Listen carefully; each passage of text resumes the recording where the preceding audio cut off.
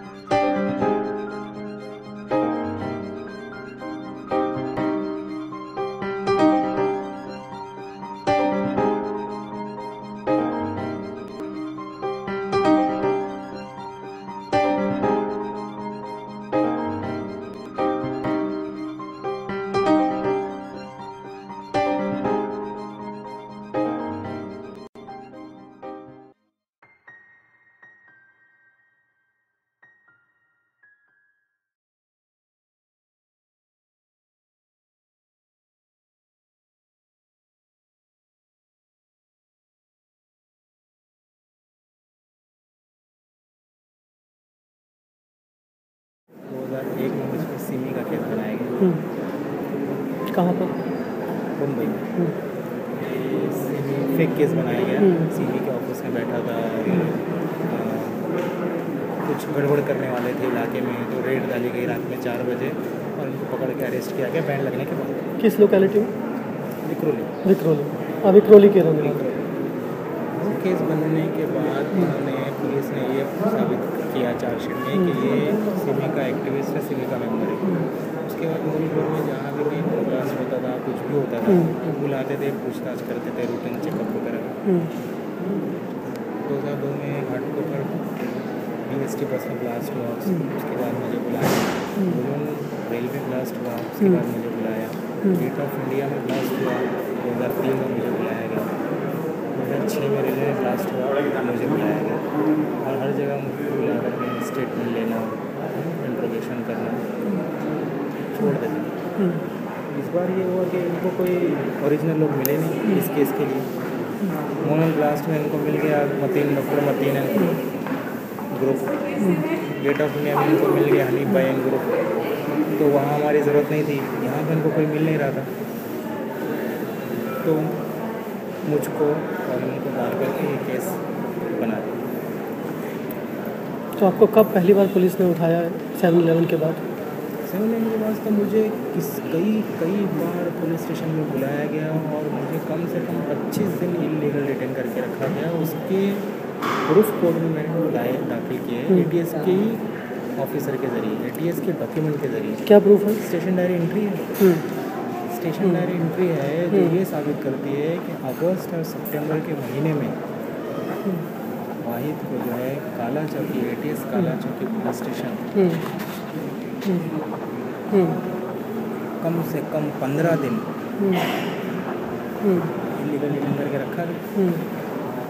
और ATS की ये स्टोरी है कि ब्लास्ट के बाद से वाहिद फरार है। मेरे को अरेस्ट किया गया था।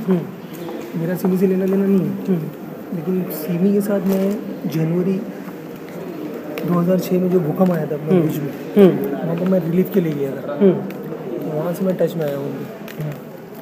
मैं 2000 तक तो नागपुर में था ना, पढ़ रहा था मैं। वहाँ से इधर आया। इधर जो हम लोग हॉस्पिटल्स वगैरह में काम करते थे, मैं फौजिया नर्सिंग होम है, कुटला में भी है और इधर पे भी है, या बॉम्बे में भी। उसकी ब्रांच में काम करता था। वो लोग ऐसे मुस्लिम संस्था सब टच कर रहे थे जितने डॉक्टर्स वगैरह हैं लेके जाने के। तो मेरे को 1 महीना रखे उन लोग इधर। मैं भुज से 80 किलोमीटर दूर एक खावड़ा करके गाँव है, जस्ट बॉर्डर पे है, 3-4 किलोमीटर है वहाँ से बॉर्डर। तो मैं वहाँ पर जाके मैंने रिलीफ का काम किया उनके साथ में, तो थोड़ा सा जान पहचान वहाँ पर हो गई। 27 सितंबर को सेंटर के अंदर बैंड लगा, यहाँ पर आया नहीं था उसका सर्कुलेशन 2001 में। हाँ, वहाँ एक लाइब्रेरी है, कॉमन लाइब्रेरी है, लेकिन चलाते वो लोग हैं सिविल। वो लाइब्रेरी से मुझको अरेस्ट किया, तो वो एक केस है मेरा, तो वहाँ से मैं ब्लैक लिस्ट हो गया। मुंबई के अंदर जहाँ पर भी कुछ ऐसे हादसा होते थे, कुछ भी कम्युनल राइड या फिर बॉम्ब ब्लास्ट ये तो मेरी परेड चालू रहती थी 2001 से लेके ये अरेस्ट होने तक का। हर जगह तुम्हारा कुर्ला पुलिस स्टेशन है, आगरीपाड़ा पुलिस स्टेशन है, SB1 वाले हैं साथ यहाँ पर, ये VT के सामने उनकी ऑफिस है जहाँ पर सबको जब भी ब्लास्ट हुआ आपकी हाजिरी कोई भी 2 साल से कम तक मैंने डेली 2 बार हाजिरी दिया कुर्ला में, सुबह शाम। 2001 में सिमी को जिस दिन बैंड लगाई मैंने जी, तो मुझे लाइब्रेरी से मुझे उठाए थे। कौन सी लाइब्रेरी से? वहाँ पब्लिक लाइब्रेरी थी, हमारी लाइब्रेरी बाद में खुली रही, लेकिन लोगों का ऐसा इल्ज़ाम लगे सिमी की लाइब्रेरी थी। कहाँ पर थी लाइब्रेरी? कुर्ला फिट वाला कंपाउंड। अच्छा। और उसके बाद वो केस रजिस्टर हुआ, तो पुलिस के सर्विलेंस के अंदर मेरा नाम दिया गया उसके बाद, और वो कंटिन्यू जो है चलता रहा कई दिनों तक। और जब भी ब्लास्ट हुआ तो बुला के इंक्वायरी करते थे, उठाते थे लोग, बाद में छोड़ देते थे। मतलब 2001 के बाद जब भी ब्लास्ट होता था बराबर आपकी हाजिरी हो जाती थी कोर्ट में, पुलिस के सामने, पुलिस स्टेशन में? पुलिस स्टेशन में, क्राइम ब्रांच में, ATS के अंदर। जब ATS 2004 में बनी, उसके बाद ATS बुलाना शुरू कर दिए। फिर 2006 के अंदर ब्लास्ट के बाद भी कंटिन्यू लोग बुलाना शुरू किए थे। 7/11 के बाद 7/11 के बाद कहाँ बुलाते थे, कौन से? मीरा पुलिस स्टेशन में और दहसर यूनिट के अंदर बुलाए, उसको ATS नहीं बुलाया था।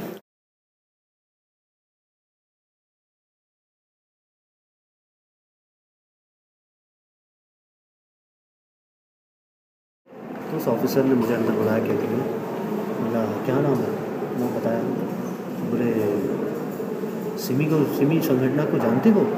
मैं बोला कभी नहीं सुना सर। तो बोलता है बॉम्ब ब्लास्ट हुआ है 11 जुलाई में, तुमको पता है? अस्सलाम वालेकुम। थोड़ी देर तुमको पता है? मैं बोला हाँ सर पता है मुझे। कैसे पता है? मैं बोला मैं दुकान में बैठता हूँ डेली, और दुकान पे ही शाम को मुझे किसी के ज़रिए से मैसेज मिल गया था आजू बाजू से कैसे सब हुआ है। तो लास्ट पहली बात ये है कि मैं अपने को केस जितने भी 12 लोग हैं, मैंने अपनी ज़िंदगी में इनको देखा नहीं, बात नहीं किया, न कोई ऐसा मेरा रिलेशन नहीं से। और उससे पहले कभी मुंबई आना हुआ था? कभी नहीं, पहली बार मुंबई आया? पहली बार फ्लाइट से भी आया हूँ, इतना अच्छा नसीब है। मेरे से क्या पूछे कि हफ्ते में कितना दिन होता है? मैंने बोला 7 दिन होता है। तो ठीक है। तो उन्होंने पूछा कि टीवी क्या चीज़ से चलता है? तो टीवी रिमोट से चलता है, बटन से चलता है। ठीक है। अच्छा तेरे रूम के बगल में कौन कौन है?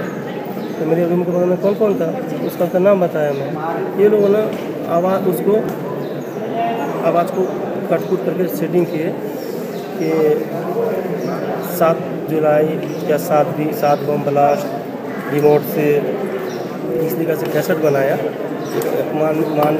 मानगे नाम का एक ऑफिसर है, मानगे नाम का एक ऑफिसर है, तो उसने ना सब CT पीरियड बना करके ना एक जयजीत सिंह ऑफिसर था सरदार, उसको दिया। उसने तो देखते ही ना मारना चालू कर दिया। बोलता सारा झूठ बोलता ये। और मैं बोला सर मैं तो ऐसा कुछ बोला ही नहीं। तो ये क्या है, देख तेरा ही है ना फोटो है ना, कंप्यूटर पे CD लगा करके फ्लोपी पता नहीं CD लगा करके मेरे को दिखला रहे थे वो। तो बोला सर ये सब झूठ बात है।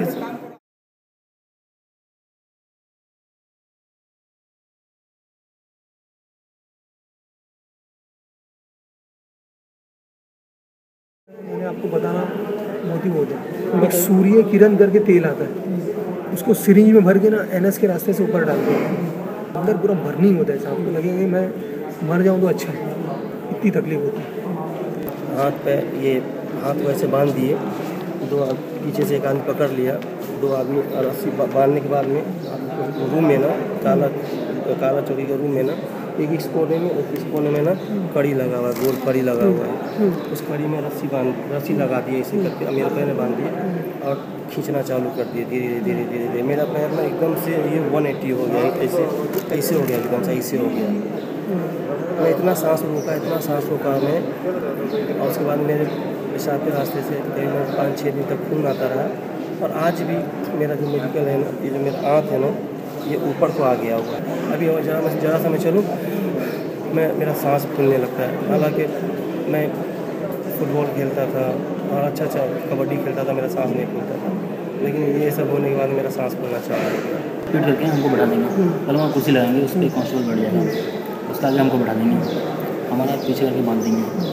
कांस्टेबल उसके दोनों पैर अपने हाथ के बीच में डाल देगा, बैक और हैंड के बीच में डाल देगा, बैठ जाएगा और सर पकड़ लेगा, कभी में सर नीचे नहीं जाएगा। अब वो क्या करेंगे, दोनों पैर जो स्ट्रेच करेंगे, तो दो लोग यहाँ पकड़ेंगे और दो लोग वहाँ पैर से पकड़ के उसको 180 में लेकर आएंगे, मतलब 180 डिग्री 180 डिग्री ऊपर भी ले जाएंगे। अब इसका 180 होता है, इसका और बोलेगा, उसमें क्या होता है, आदमी बहुत चीखता है। वो एक स्पेशल रूम है, डिटेक्शन रूम है कलाचौल के अंदर, छोटा रूम है, उसमें चारों साइड में साउंड एब्जॉर्बर लगा के उन्होंने आवाज़ को कंट्रोल करने के लिए, और 2 डबल दरवाज़ा है, पूरा पैक है, उसमें टॉर्चर करते हैं, आवाज़ तो बाहर जाती नहीं है। अब वो टॉर्चर करेंगे, बहुत ज़्यादा टॉर्चर करेंगे। अब उसमें जब करें टॉर्चर, हाँ साहब मैंने किया बोला, दूसरा मैंने क्या किया, एक तो ये हो गया, और तीसरा ये लोग सबने कुर्सी बढ़ा के पूरा पैक कर देंगे, सब प्रेशर हिलने ना पड़े, टेप से स्लो टेप से उससे मार देंगे। ऊपर जो पानी रख देंगे पॉट के अंदर, या उसमें स्लो कर देंगे, तो वो थोड़ा इंटरवल के ऊपर एक बूंद जो है सर को टपक के लिए 10-15 मिनट के बाद जब भी गिरेगी दर्द होता है पूरे सर में, मतलब यहाँ से शुरू होता है, यहाँ तक दर्द होता है, और आदमी एकदम पागल होने की तो उसमें होता है, कंटिन्यू इतना दर्द होता है। हाँ, एक बहुत गिरती है सर पे, लेकिन कंटिन्यू टॉर्चर होता है। उन्होंने लगा सिर्फ पीसी में दी मुझे, मैं नहीं कहा कि मैं अप्रूव नहीं दूँगा। किसने दिया था? Raghuvanshi, KP Raghuvanshi and Mumbai commissioner थे, लेकिन पूरे इन्वॉल्व थे हमारे टॉर्चर के अंदर, इन्वेस्टिगेशन के अंदर। ये आपके सामने टॉर्चर, अपने सामने टॉर्चर करवा? टॉर्चर किया है, खुद किया? कैसे? खुद किया, पट्टी से मारा है, रेवाई पट्टी होते हैं उसमें मारते हैं लोग, पट्टा मारते हैं, पट्टे के ऊपर जो चक्की का आटा होता है, आटा उसका आटा, उससे मारते थे। पट्टे पे कुछ लिखा भी रहता था? पट्टे पे ऐसा लिखा कि सत्य शोधक है या मेरी आवाज़ सुनो, इस तरह से फिल्मी डायलॉग उसके ऊपर लिखे रहते थे। चौथा ये होता है कि जो शॉक है वो निप्पल पर और पेनिस में शॉक देते हैं। तो होता है कि उनके पास सीसॉ है एक, उसमें बाहर बांध देते, उल्टा कर देते, और फिर रुमाल रख करके चेहरे पे पानी मारने लगते।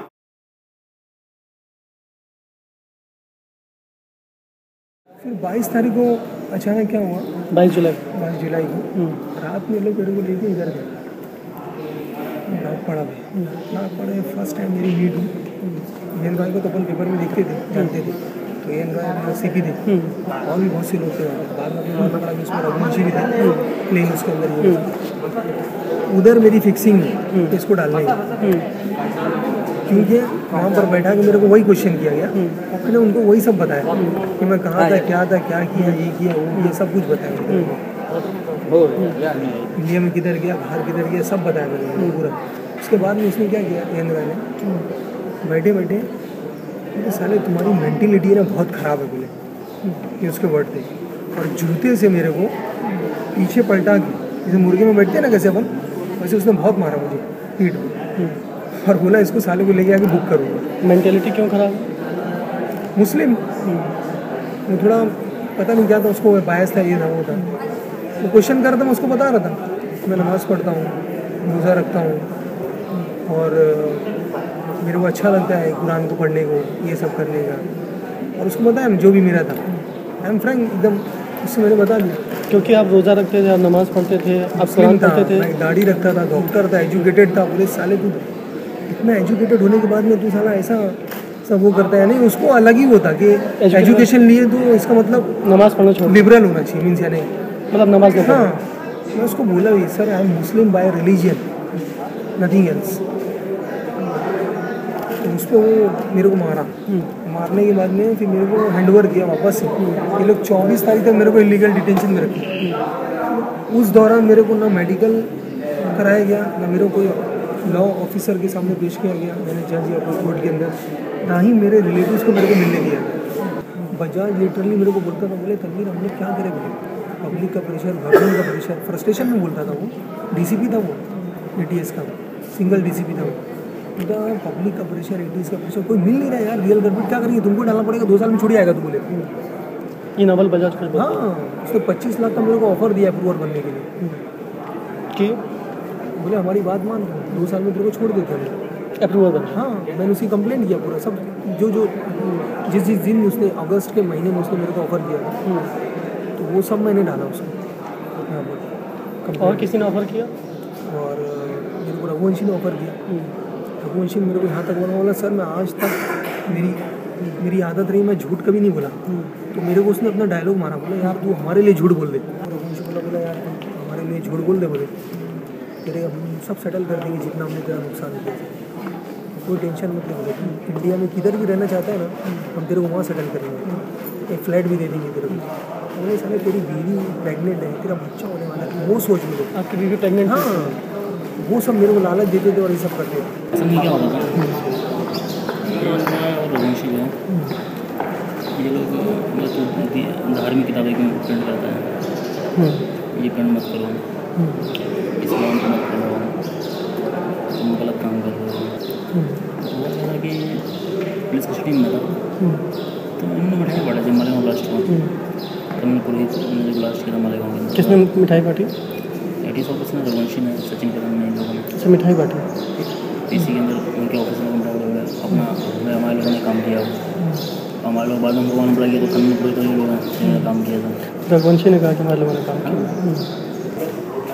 Was there any तुझे pressure? हम माफ़ी का साक्षीदार बना देंगे। अप्रूवल? हाँ, तू हमारे संपर्क में रहेगा, तू जहाँ रहता था वहाँ तुझे रहना नहीं है, तुझे हम वहाँ से हटा देंगे, तुझे गाड़ी कौन सी चाहिए वो दिला देंगे, 25 लाख रुपए तुझे पहुँचा देंगे,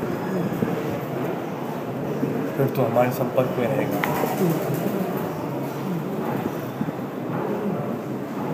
बिजनेस वगैरह क्या करना है तुझे हम सेट करवा देंगे, Just become. शादी भी करवा देंगे। So were you tempted to take up this offer Why would I take such an offer? because they were letting you off? See, you have a conscience, you have morals. Can you live the rest of your life with 12 other families, say, curse, and the burden of that you have because of you?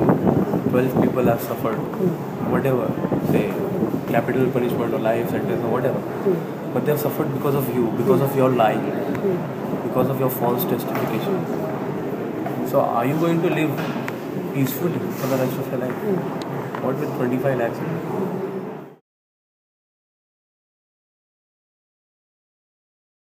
ये 3 मरतबा illegal narco test किया। तो कैसे करते थे? वो क्या करते थे, उनके पास में हॉस्पिटल में जैसे चारपाई होता है ना, लोहे वाली ना फोल्डिंग, उस पर लेटा करके पानी चढ़ाते थे सिरिंज। उसके बाद में बहुत लोग रहते थे, 4-5 लोग रहते थे खड़ा, और डॉक्टर उस पर कुछ नहीं होता था, नाम के लिए उन्हीं लोगों में से ना आकर के एक इंजेक्शन लगाता था यहाँ पे, और एक इंजेक्शन और अलग से दे देता था। जैसे तो पता चलता था जा रहा है इस जगह पे, और 2 सेकंड में बेहोश। उसके बाद फिर मेरे साथ में क्या होता था मैं कुछ नहीं जानता। वो लोग मारते पीटते, ये कान पकड़ के ऐंठते, कान पकड़ के नोचते, कमाल। हाँ, फिर ये इस सवाल का जवाब दे, उस सवाल का जवाब दे। तो जो मैं अपने जैसे गांव में जैसे कोई दोहा हुआ होता है, कविता होता है, वो सब मैं पढ़ने लग जाता था मैं। जब मैं होश में आया ना, तो ये लोग मेरे को लेके आए काला, वहाँ से चंदन चौकी से काला चौकी। बोलते हैं कि तू मुसलमान है तो फिर तू संस्कृत में कैसे दोहा वगैरह पढ़ता है। तो मैं बोला उनको कि मैं मिथिलांचल का रहने वाला हूँ। मैं हमारे यहाँ का जो सांस्कृतिक संस्कार है, सभ्यता कल्चर है, वो सब दूसरा है। आपको नहीं मालूम कि हमारे यहाँ सीता जी का घर है, ये तो वो सब कुछ नहीं सुनने का, सिर्फ मारने का, मेरे को सिर्फ मारने का। मैं बोला आपको मार क्यों रहे मेरे को? मैं उनको बोला अभी मेरे फादर फौज में थे, आप ऐसे से इल्ज़ाम लगा रहे मेरे पे। इस नार्को से क्या फ़र्क पड़ा आपको? मेरा ना दिमाग को कई बार याददाश्त कमज़ोर हो गया, मैं भूल जाता हूँ मैं। और जैसे कि बहुत कोशिश कर रहा हूँ बोलने की, लेकिन वो चीज़ ज़बान पे ही नहीं आ रहा, अचानक भूल जाता हूँ मैं, दिमाग में से पता निकल जाता, अचानक निकल जाता है। अब मैं बहुत जैसे जब भूल जाता हूँ ना तो एकदम परेशान हो जाता हूँ मैं, क्यों नहीं याद आ रहा, इस तरीक़े से हो जाता है। और नाम वगैरह याद रहते हैं लोगों जैसे कि मैं अपने बच्चों तक का नाम भूल जाता हूँ मैं, सच बात ये है। जब मैं मोबाइल पे ऑर्डर मिलता है कोर्ट से, जब मैं बात करता हूँ तो मैं अपने आप को बोलूँगा कि अरे वो उसको वो क्या बोलते हैं, जैसे मैं नाम बोलना चाहूँ ना, फलाने बच्चे से बात कराओ, तो मैं भूल जाता हूँ मैं। मिस एस मालिनी करके वो थी डॉक्टर, वो भी हमें टॉर्चर करती थी। वो कहती थी कि तुम ये बोलो। हमने कहा कि टॉर्चर कैसे करती थी? टॉर्चर क्या करती है, आदमी को लिटाने के बाद में साइड में चुमटी लेती है और हमारे जो कान को इसको बहुत ज़्यादा पकड़ से मसलेंगी, इससे बहुत पेन होता है। और फिर वो धमकी देती है कि तुम हम जो चाहते हो बोलो, वरना हम तुमको ओवरडोज देके मार देंगे। हम बोलेंगे ये तो मेडिकल है और एक्सीडेंटल आदमी मर सकता है। ठीक है, ये मालिनी बोलती थी? हाँ, ये मालिनी खुद बोलती थी। जब हमने कहा उनसे कि मैडम मैं बेकसूर हूँ, मेरा को लेना देना नहीं इस केस से, तो बोलते कि नहीं, हमको एटीएस ने कहा है कि इन लोगों ही हमको केस में रखना है, तो इनके खिलाफ हमको जो फैब्रिकेट करना है उससे मदद करो। नार्को का ओवरडोज मेरे को डाला गया था, सोडियम पेंटोथेन का, उसकी वजह से मैं एकदम सिंकिंग में था। दूसरी टाइम जब ये लोग मेरे को लेके गए, देखो 3 तारीख हम लोग बैंगलोर लेके गए, 3 सितंबर को हम लोग बैंगलोर लेके गए, 7 सितंबर मेरी कोर्ट की डेट थी, वापस लेकर आए ये फ्लाइट से, खड़ा किए और कैसे वैसे मेरा वकील भी बहुत लड़ा, ये किया, लेकिन क्या हुआ 4 दिन की इनको पीसी और मिल गई, वापस फ्लाइट पकड़ के फिर बैंगलोर लेके गए मेरे को। तो पहली बार नार्को नहीं हुआ? फर्स्ट टाइम नार्को हो चुका था, नाइट डिटेक्टिव टेस्ट नार्को सब कुछ कर चुके थे, सेकंड टाइम करने वाले थे। क्योंकि रघुवंशी क्या बोल रहा था, बोले साला पहले तो कुछ निकल नहीं रहा, अपने को ऑडिट करने का, अपने को वर्ड लाने के इनसे, तो उसके लिए नेक्स्ट टाइम एडिट करने का। पहले मेरे को चैलेंज किया, बोले साले डॉक्टर तू तो बहुत बका, येंद्र राय बोल रहा है, बका? हाँ, बोले बहुत बका तूने नार्को में, साले कहाँ गया था, क्या क्या किया था, मिला था, सब बता दिया तूने। अरे हमको झूठ बोलता है, बोले तू कुछ नहीं किया। मैं बोला सर मेरे को दिखाओ, बोले लाओ साले को प्रोजेक्टर लगाओ बड़ा, मैं दिखा इसको प्रोजेक्टर लगाओ, और मैं रोने लगा। बोला सर दिखाओ मेरे को, मैं ऐसा बोल ही नहीं सकता। मैं फिर बोले तू कैसे कॉन्फिडेंस से बोल रहा है साले, तू बोला नहीं। मैं बोला सर मैं हज़ारों नार्को किया हूँ मैंने। हम जब पेशेंट को देते हैं, सुन करते हैं, तो बकना चालू करता है वो, उसके जो दिल में रहता है वही बकता है वो, और मेरे दिल में, मेरे दिमाग में कभी था ही नहीं कोई चीज़ ऐसी, तो मैं बकूँगा कैसे? साले हंसने लगे, बोले डॉक्टर हम लोग को मालूम है कि तू कुछ नहीं है, तेरा कुछ रोल नहीं है, सब बोले उन्होंने, रघुवंशी ने। बोले लेकिन क्या है ना, तेरे को हम लोग इतना प्रोजेक्ट किए और इतना ज़्यादा हम लोगों ने शो किया है कि हम लोग और हम लोग को कोई रियल कल्प्रिट मिल नहीं रहा, तो तू शो सम सक्सेस या कुछ दिखाने के लिए हम लोग को तेरे को और ज़्यादा कस्टडी में रखना पड़ेगा। ये रघुवंशी ने खुद एडमिट किया, जयजीत सिंह, रघुवंशी और ये तीनों बैठे हुए थे, तो जयजीत मेरे हाथ ऐसे रखा कांधे पे और मेरे को लेके गया, और क्या बोला मालूम है, मतलब 5 साल लगेगा डॉक्टर तेरे को छूटने के लिए, छूट जाएंगे तुम लोग, लेकिन 5 साल लगेंगे। साला उसके अंदर क्या था वो बोला, वही आखिर साबित हुआ।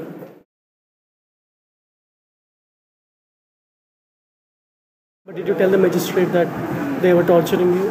Yeah, So what was the response? it was not, I don't know if it's taken on record or not, but when I took out the Roznama, it was not there. It was not. Only one thing was there, that I'm innocent. So you broke down because of this torture? Did you finally break down? Break down in the sense, That you were forced to sign on a confession? yeah, signing, yes. But why did you sign? Because they threatened that they'll implicate my brother and my father in this case.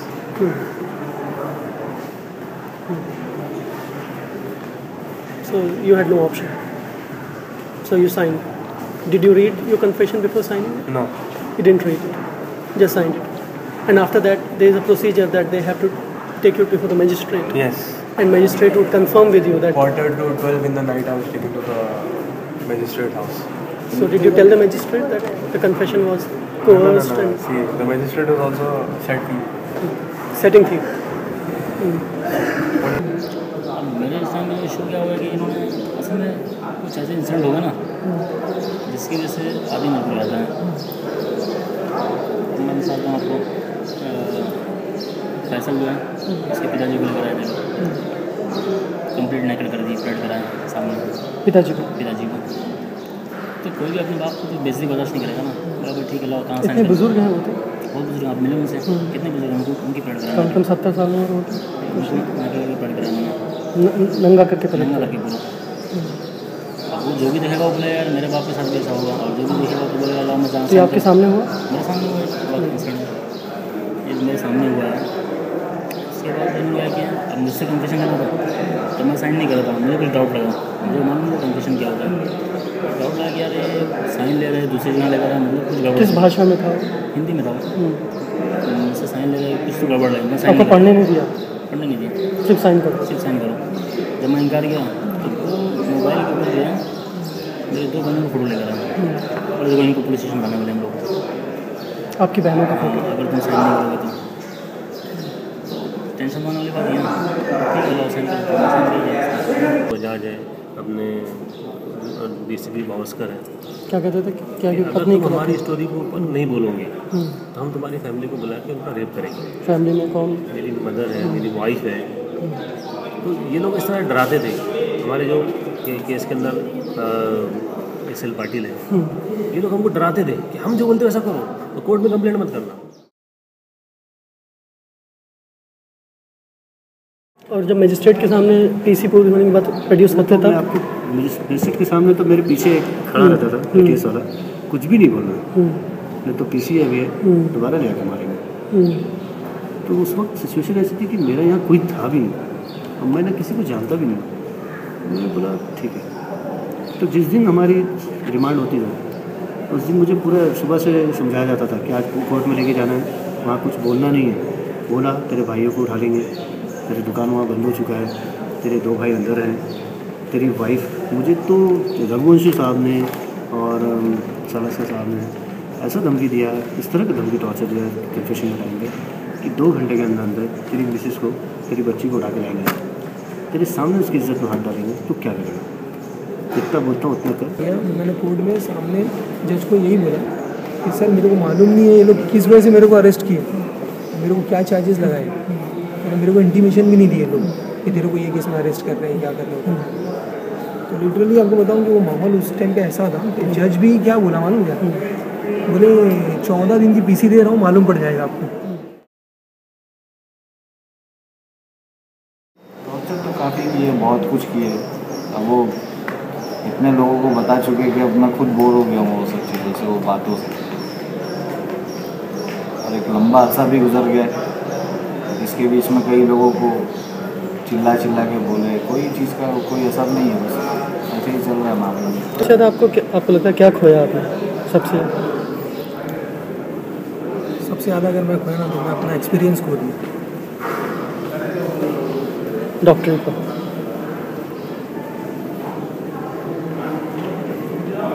तो बेटी आपके arrest होने के बाद आपकी भी बेटी है ना? मेरे को जाके वापस से पढ़ना पड़ेगा, नहीं?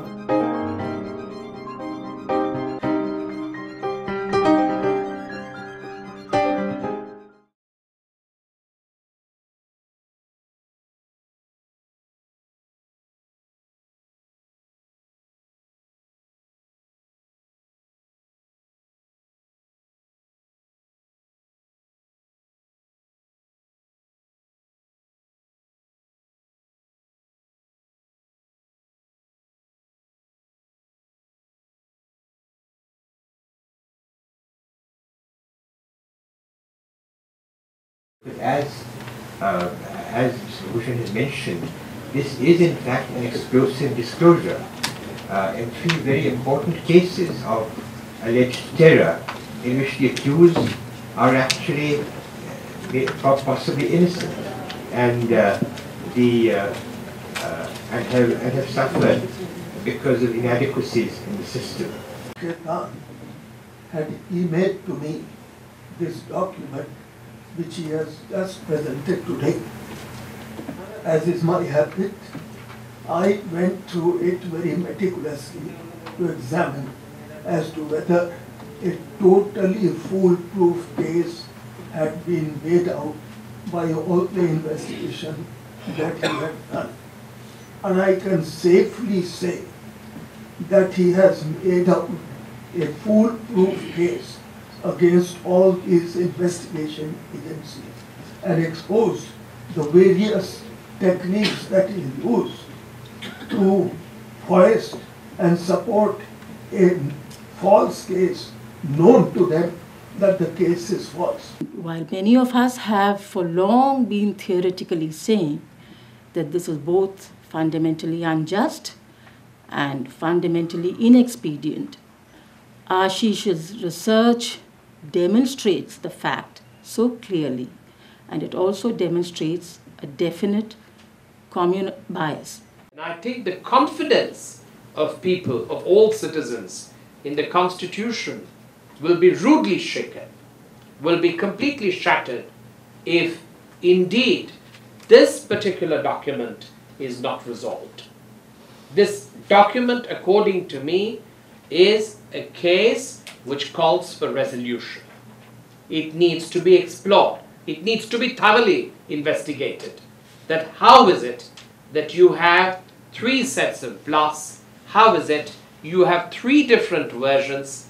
How is it that the versions contradict each other in the most material terms and particular? Very high level judicial commission to go into these cases, and if they come to render a finding that yes, these cases are false, then immediately those persons must be set free, the cases must be dropped, and those police officers should be prosecuted.